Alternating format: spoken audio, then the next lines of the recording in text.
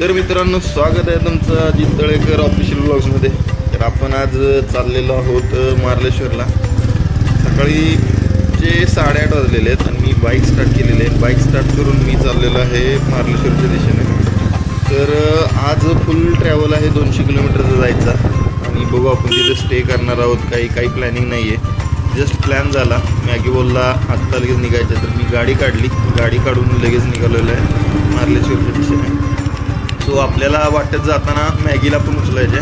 मॅगीला उचलून मग पुढं आपला जो काही असेल तो ट्रॅव्हल स्टार्ट होणार आहे. तर आता पहिल्यांदा जाता जाता तुम्हाला काय हायवेचे 2-4 शॉट्स बघायला भेटतीलच. तर आत्ता मी पोचलेलो आहे बडेखांडला. तर आम्हाला एक पद्धत आहे की कधी कोणत्या चांगल्या लॉंग ड्राईव्हला जायचं असेल तर आम्ही बडेखांडच्या या मशिदीला वेढा घालतो आणि त्याच्यानंतर आमचा ट्रॅव्हल पुढं आम्ही स्टार्ट करतो. तर मी पहिल्यांदा वेढा घातलेला आहे बडेखानला. बडेखानवरून आता मी डायरेक्ट जाणार आहे तरडगावला. तरडगावला मॅगी वाट बघत थांबलेलं आहे माझी तिथं. आता मी पोचलेलो आहे तरडगावमध्ये. तरडगावमध्ये तर मॅगी कुठं थांबलं माहीत नाही. बघूया आपण मॅगी कुठं भेटतो आपल्याला. सो मॅगी एक आहे वाटच बघत बसलेलं आहे पुढं. सो त्याला बघूया, भेटूया आणि बघूया आता काय नेक्स्ट प्लॅन होतो. तो पण तयारच होणार. हाय मॅगी. आणि मी सोबत ट्रॅव्हल चालूच केलेलं आहे. म्हटलं बाकासूरमध्ये आधी तेल टाकून घेऊया. गाडी अशी आहे की कपाळात येतात एवढं तेल लागतं. सो पहिल्यांदा तेल टाकून घेऊया. तरडगावमधल्याच पेट्रोल पंपावर तेल टाकूया. तिथं चांगलं पेट्रोल भेटतं आणि ॲव्हरेज पण गाडी चांगली देते. सो रोड क्रॉस करताना जरा लक्ष ठेवत जावा. इकडे तिकडे वाहने येतात. हायवे नवीनच झालेला आहे आमचा, Pandharpur Pune highway. So petrol पंपावर जाऊन पहिल्यांदा आपण पेट्रोल टाकी फुलच करायचा प्लॅन आहे, कारण की लाँग ड्राईव्ह आहे. मे बी स्टे असेल किंवा काही नाही, पुढचं प्लॅनिंग काहीच माहीत नाही आहे. मी आत्ता सध्याला 1000 रुपयाचं तेल टाकतो. ॲक्च्युली माझा आधी गाडीत शिल्लक तेल आहे थोडंफार, तरी थोडंफार टाकावं म्हणून मी टाकी फुल करायचा प्लॅन केलेला. त्यांना 1000 रुपयाचं जर बोललेलं आहे. 1000 रुपये तेल टाकून बाकीचं ट्रॅव्हल चालू करायचा प्लॅन आहे. तर पहिल्यांदा तेल टाकून घेऊ आणि नंतर ट्रॅव्हल स्टार्ट करू. मी आत्ता कॅमेरा बंद करतो आहे. सो तेल टाकून घेतो. सो तेल टाकून झालेलं आहे आणि आम्ही लगेच क्विक मार्लेश्वरच्या दिशेने ट्रॅव्हल चालू केलेलं आहे की ऑलरेडी खूप लेट झालेलं आहे. आणि मी पोचलेलो आहे लोणंदच्या घाटात, सालप्याच्या घाटात. सालप्याचा घाट बघितल्यानंतर जो सुकून भेटतो पलटणकरांना तो एक अद्भुत आहे, कारण की हा एकमेव घाट आहे की जो सातारला जाताना छोटासाच आहे पण भारी घाट आहे, जो ट्रॅव्हल करताना लागतो आम्हाला. सो तुम्ही माझ्याबरोबर स्टेट येऊन राहा की पुढं आता भरपूर असे नयनरम्य असे व्ह्यूज तुम्हाला बघायला भेटतील. मॅगीचं म्हणणं आहे की पटपट जावं, तर तरीही ट्राय करतो आहे की लवकरात लवकर कसं पोचेन. पण जे काही ट्रॅफिक आहे, सुट्टीचा दिवस आहे आज, तो थोडंफार ट्रॅफिक आहे ना. आमचा जो लोणंद सातारा हायवे आहे त्याला मोस्ट ऑफ दी ट्रक्सवाले जास्त असतात, कारण की इकडून जाताना टोल नाही आहे कोणता. तर पुण्यावरून न जाता आणेवाडीचा टोल नाका आणि खेड शिवापूरचा टोल नाका चुकवण्यासाठी बरेचशी लोक इकडूनच ट्राय करतात ट्रकवाले. आणि एवढं ट्राय करतात की साल्यांनी एवढे रस्त्याला खड्डे केलेले आहेत की बंपला नुसता त्रास होतो. सो मी पोचलेलो वाडापाट्याला. वाडापाट्याला आमच्या गावाला जो दुकान आहे तिथून थोडंफार साहित्य घ्यायचं. ॲक्च्युली माझ्यापाशी काही साहित्य नाही, माझी पण फर्स्ट राईड आहे. तर म्हटलं थोडंफार साहित्य घेऊ. कधी आलात तर वाडापाट्याला आमच्या गावाल्यांचं दुकान भेटेल तुम्हाला. तिथून कधी काही घेऊ शकता, चांगल्या वस्तूचे. जस्ट दुकान उघडलेलंच आहे. मी पोचलेलो आहे. सो त्यांच्यापासून सामान घेतलेलं आहे आणि मी निघालेलो आहे. लगेच हायवेला कनेक्ट होऊन चालू केलेलं आहे ट्रॅव्हल. साताऱ्यामध्ये आलं की एक वेगळी स्वरूप येते. स्वतःचं गाव जवळ येतं. गाव जवळ आल्यानंतर एक वेगळीच आशा असते की बाबा आपलं गाव येणार आहे. तर त्यावेळेस असं काय वाटत नाही, पण साताऱ्यामध्ये आलं की एक मनामध्ये असं एक धैर्य येतं की बाबा मी काही करू शकतो. सो तुम्ही पण ट्राय करा की सातारामध्ये आल्यानंतर सातारा आमचा कसा वाटतो, काय वाटतो, कमेंटमध्ये नक्की सांगा की सातारा कसा वाटतो तुम्हाला, म्हणजे फिरण्यासाठी वगैरे. हायवेला तर आज काय जास्त गर्दी दिसणं झाली आहे सातारा हायवेला, आणि आज ऑड डे असल्यामुळे एवढी काही गर्दी नाही आहे. तो आत्ता पोचलेलो मी खिंडवाडीत. खिंडवाडीत आल्यानंतर जर तुम्ही उजव्या बाजूला बघितलं तर नयनरम्य दृश्य असे दिसतात. त्या साईडला तुम्हाला ठोसेघरचा धबधबा बघायला भेटेल. ठोसेघरचा धबधबा. सज्जनगड रामदास स्वामींचा, जे की शिवाजी महाराजांचे गुरु आहेत, त्यांचा पण किल्ला छान असा सजवलेला आहे. छोटासा आहे. तर तुम्ही कधी जर आलात तर ट्राय करा की. आणि जर पुण्यावरून वगैरे कुठून येणार असेल तर तुम्ही हे ट्राय करा की शेंद्र्यातून राईटला गेल्यानंतरनं एकदम व्यवस्थित सेफ जाल. सिटी पण बायपास होते. सिटी बायपास झाल्यामुळे ट्रॅफिकचा काही त्रास होत नाही शेंद्र्याला आल्यानंतर. तिथून तुम्हाला चान्स भेटतो की तुम्ही कासपाटाला पण जाऊ शकता, ठोसेघरला जाऊ शकता, सज्जनगडला जाऊ शकता. बरेचसे धबधबे तुम्हाला या रूटला भेटतील. सो व्ह्यू बघायला विसरू नका. आता मी पोचलेला माझ्या गावाच्या जवळ आणि आमचा संगमेश्वराचा डोंगर तुम्हाला माझ्या उजव्या हाताला दिसत असेल. लहानपण आमचं इथंच गेल्यामुळं आम्हाला काशीळबद्दल जास्तच ओढ आहे. सो तुम्ही बघू शकता की मी सध्याला पोचलेलं काशीळ म्हणजे काशीळ क्रॉस करून आता मी आलेलो आहे कराडच्या जवळपास आलेलो. कराडच्या आल्यानुसार या पुलाचं काम चालू झाल्यापासून कंटिन्यू ट्रॅफिक खूप असतं. आणि आय लव कराड म्हटल्यानंतर कराडकरांना सांगावं लागत नाही की हा स्टॉप कोणता आहे, आपण कुठं पोचलेलो आहे. ट्रॅफिक खूपच आहे, पण आता त्यातनं पण मार्ग काढत काढत हा जो काही 100 किलोमीटरचा ट्रॅव्हल होता त्यासाठी बराचसा वेळ गेलेला आहे. 3 तास गेलेले आहेत आमचे. कारण की ॲक्च्युली आम्ही सेफली ड्राईव्ह करण्याचा प्लॅन केलेला आहे आणि गाडी जास्त पळवू शकत नाही. तर पावसाचे दिवस आहेत, गाडी स्लीप वगैरे होऊ शकते. सो तुम्ही सोबत असाल तर मी भरपूर असं ट्रॅव्हल ट्राय करतो. पुढं जाता जसं येईल काय करता येईल. त्या कराडच्या ट्रॅफिकला बायपास करून पहिल्यांदा मार्ग काढावा म्हटलं. मार्लेश्वरला जाताना तुम्ही शॉर्टकट घेऊ शकता. सो मी आता तो शॉर्टकट घेणार आहे. कराडमधून जस्ट बाहेर निघाल्यानंतर मलकापूरच्या पुढे आल्यानंतर राईटला जस्ट फ्रंटला तुम्हाला पाचवड वाटा भेटेल. हायवेवर न जाता हायवे सोडून तुम्ही हायवेच्या बाजूनं काले फाटा म्हणून जो काय स्टॉप लागेल तिथं गेल्यानंतर तुम्ही राईटला जायचे आपल्याला. ॲक्च्युली वाट बघतोय की पटपट रस्त्यावर आपण हे ट्रॅफिकमधून काय ट्राय करतोय गाडी पुढे घेऊन जायचा. बघूया आता किती वेळ लागतोय. ट्रॅफिक तर फुल आहे. गाड्याला जाऊनच देत नाहीत, मागं पुढे कंटिन्यूज आहेत. एकदाच या कराडच्या ट्रॅफिकमधून बाहेर निघालेलं आहे. जाम ट्रॅफिक आणि या पुलाच्या कामामुळे एवढा वैताग यायला लागला आहे की काय बोलायचं नाही. गाडीला काय पुढेच जाऊन देणं झालेत.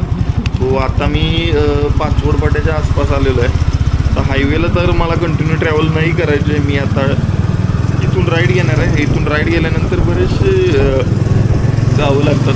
जसं की चांदोली धरणाचा भाग याच रोडवर लागेल मला. उंडाळे लागेल, औंध लागेल, अशी छोटी मोठी गावं आहेत. आणि सातारा जिल्ह्यातलं शेवटचं गाव जे की आहे शेडगेवाडी मला याच रस्त्याला भेटेल. सो आता मी हायवेला बाय करून मी हाच कंटिन्यू कच्चा रस्ता सुरू ठेवणार आहे. मी या पाचवड फाट्यावरून राईटला जाणार आहे मार्लेश्वरच्या दिशेने. पावसाचे दिवस आहेत आणि रस्त्याला एवढे खड्डे आहेत की काय बोलायचं नाही. टोल कशाच्या नावचं घेतात त्यांचं यांनाच माहीत. आता इथं तर जाम पाणी भरलेलं दिसतंय समोर. आता यातनं पण वाट काढावीच लागेल. वॉटर क्रॉसिंग पहिलं वॉटर क्रॉसिंग आलेलं आहे. गुडघाभर पाणी दिसतंय पुढं. आई शपथ नात पाणी दिसतंय पुढं. खड्डा कुठं आहे काय कुठं आहे घंटा गळणं झालेलं आहे. ही काय झालं आईच्या गावाची डायरेक्ट अरे बापरे मोठा खड्डा आलेला होता. त्यातनं पण कसं तरी मॅगीला गाईड करतो बाजूने ये, नाहीतर काय खरं नाही आहे तुझं. जाम पाऊस, पाणी पॅन्टवर वगैरे उडलेलं आहे. चांगल्या पॅन्टचंही वाट लागणार आहे. पाऊस काय अजून म्हणावा असा पडलेला नाही, त्याच्यामुळं मी काय अजून रेनकोट वगैरे वेअर नाही केलेला. इथूनच असं वाटायला लागले चंद्र आलोय का काही एवढे खड्डे दिसतात. सो इथून हा जो राईट आहे इथून तुम्हाला भरपूर असे चान्स भेटतील. इथून गणपतपुळे जवळ भेटेल, पावसला जाऊ शकता, आंबाघाट लागेल, मलकापूर लागेल. आता तर लेटेस्ट ट्रेंड आहे की बरेचसे लोक याच मार्गे गोव्याला वगैरे जायचा प्लॅन करतात. बट हा रस्ता सध्यासाठी ओके आहे. कारण की कोल्हापूर मार्गे जर जायचं म्हटलं तर तुम्हाला हायवेची कामं बरीचशी चालू आहेत. सकाळी उशिरा निघालो होतो, नाश्ता वगैरे न करता निघालो होतो. तो मॅगीचा पण उपवास आहे. तर आम्ही म्हटलं की इथंच सध्या थोडाफार नाश्ता करूया म्हटलं. थांबायचं नाश्ता करून मग पुढे जाऊया. मॅगीला विचारलं मॅगी बोलतो इथंच थांबूया, भूक पण लागलेलं आहे. स्वतःच इथं ट्राय करू असा नाश्ता वगैरे भेटतोय.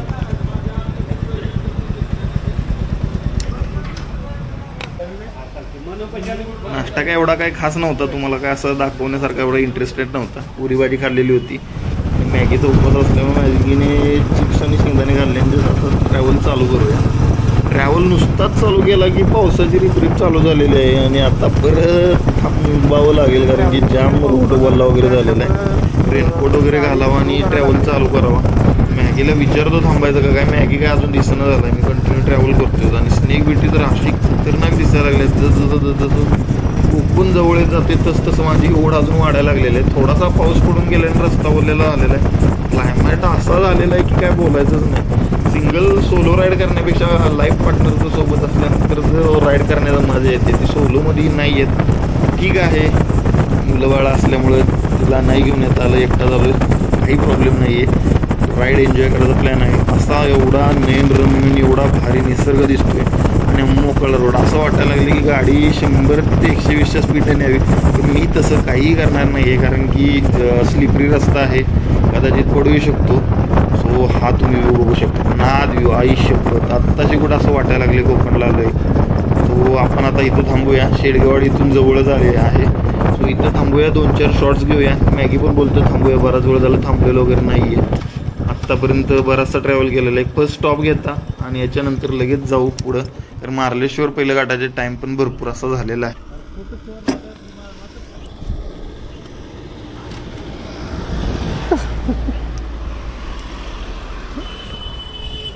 गाडी न्यूट्रल केल्या म्हटलं पुढं का जाते ऐकायला.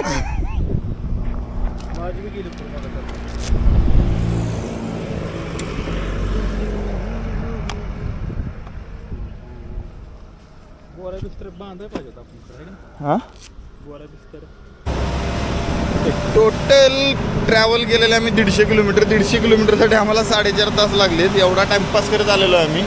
आणि आता फायनली आम्ही सातारा जिल्हा सोडणार आहे. शेडगेवाडी या ठिकाणी आलेलो आहे. आमचे साहेब बिझी झालेले आहेत फक्त व्हिडिओ करण्यात आणि फोटो काढण्यात.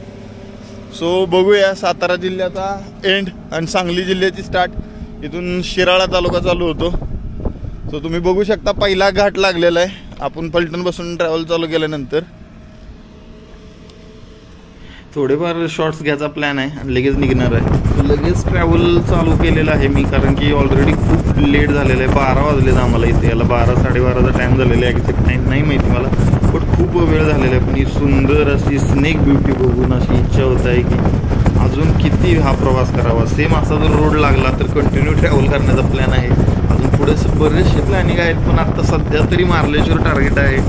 आणि हा जो मधला जो शॉर्टकट जो काही घेतलेला आहे, इथली स्नेक ब्युटी बघून एवढा मला आनंद झालेला आहे. आणि हा जो रोड तर मक्क नाही, रोडवर एवढं भारी भारी. सो आता तुम्हाला इथून दिसू शकतं की इथून आता फर्स्ट लेफ्ट घेतलेला आहे आणि मी चाललेलो आहे आत्ता डायरेक्टली.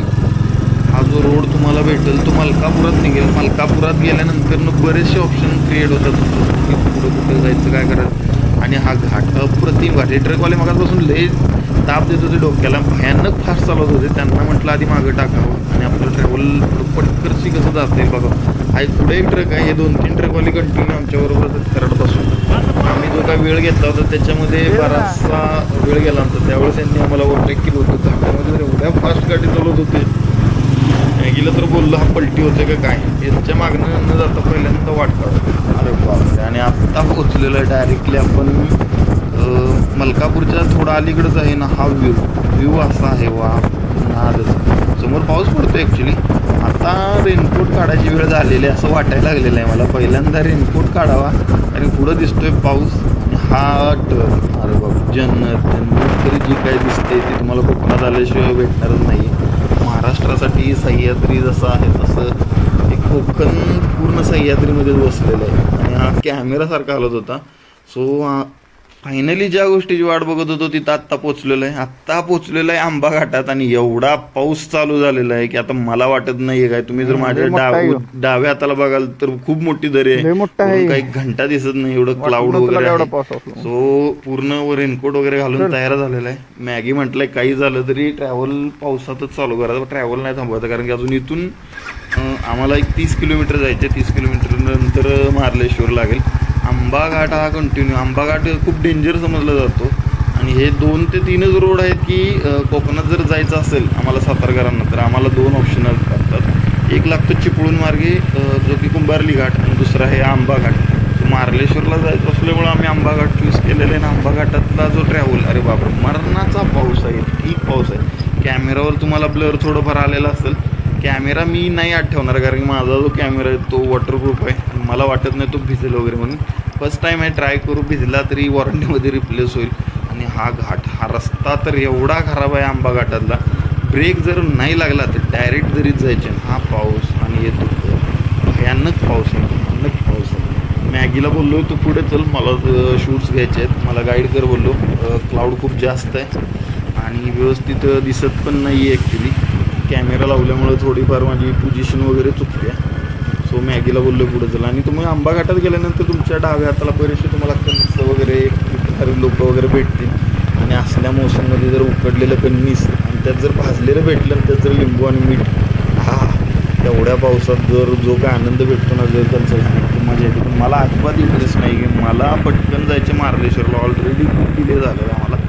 आणि हा आंबा घाटात एवढा रस्ता खराब आहे आणि हा तुफान असं चाललेला पाऊस भयानक आहे. पाऊस काय थांबायचं नाव घेत नाही. पण आम्ही पण नाही थांबू शकत कारण आमचा जो काही ट्रॅव्हल आहे तो आज काही करून आमचं जे टार्गेट आहे ते 200 किलोमीटर आम्हाला जायचंच आहे आणि आम्ही ते ट्राय करतो आहे की लवकरात लवकर कसं पोचतो. सो आत्ता 2 वाजलेले आहेत, मे बी 2च्या आसपास टाईम झालेला आहे. खूप टाईम गेला ॲक्च्युली.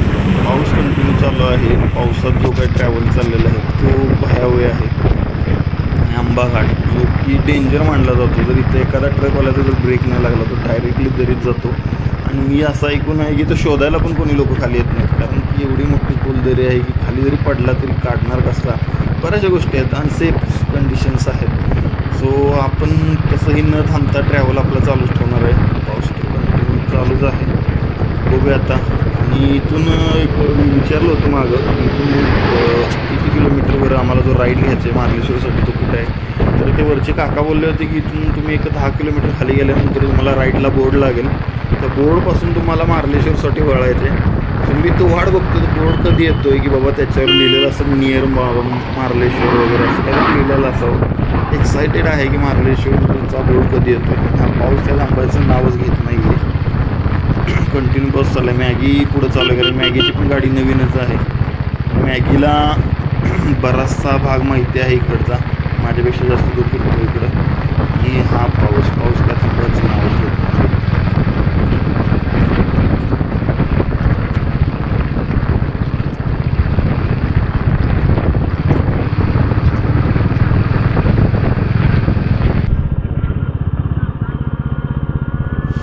फायनली मार्लेश्वरसाठी जो राईड घ्यायचा जो राईड भेटलेला आहे इथून मार्लेश्वर दाखवत आहे 22 किलोमीटर. आणि हा जस्ट पाऊस थांबलेला आणि त्याच्यानंतरची जी काही नेचर ब्युटी जी बघायला भेटते अप्रतिम आहे. रोडला कोणी नाही आहे, मी आणि मॅगीच फक्त.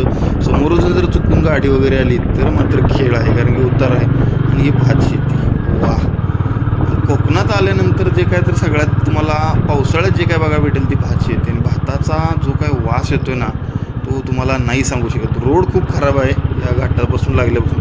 रोड इतका खराब आहे की खड्डे कुठं आहेत काही घंटा काही समजणं झाले तरी पण आम्ही चालूच केलेलं कारण की आम्हाला काही करून पोचायचं आहे. 3 वाजले. आंबाघाट उतरायला ऑलमोस्ट 1 तास गेला आमचा आणि पाऊस थांबायचं नाव घेत नव्हता आणि आम्हाला पण गडबड होती. सो आम्ही पावसातच ट्रॅव्हल केला. आत्ता कुठं पाऊस थांबलेला आहे आणि हे जस्ट पुढे जसं येईल तसतशी लोकांची वर्दळ पण वाढत चाललेली आहे.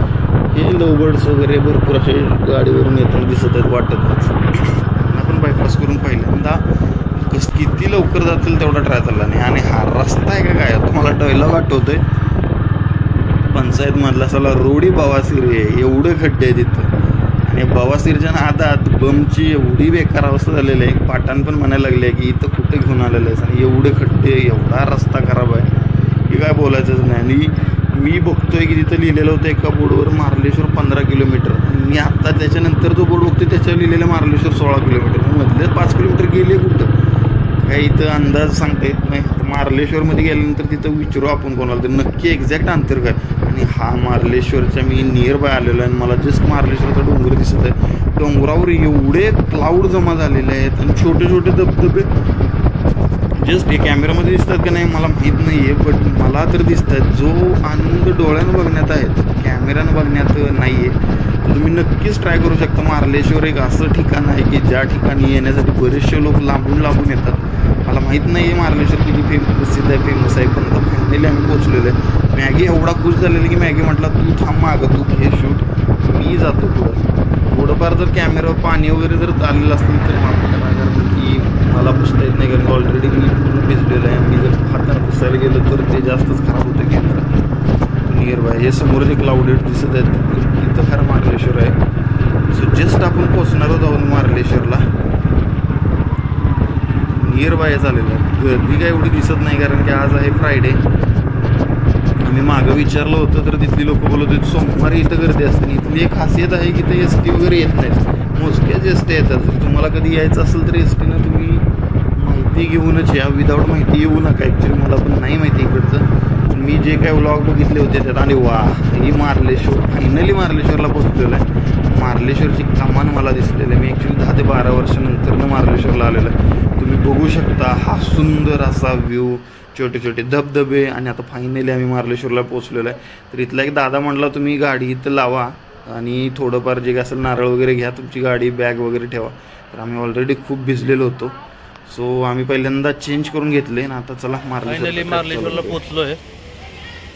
सकाळी 7 वाजता निघताना अथक परिश्रमाने कचकळगे खात पावसाचा सामना करत सगळ्या गोष्टींचा सामना करत फायनली मार्लेश्वराच्या दारात पोहोचलोय. आता मार्लेश्वराने बोलवले म्हटल्यानंतर आलंच पाहिजे. तर चला मार्लेश्वर हा रोजचा धंदा आहे त्याचा, रोजचा धंदा आहे त्याचा.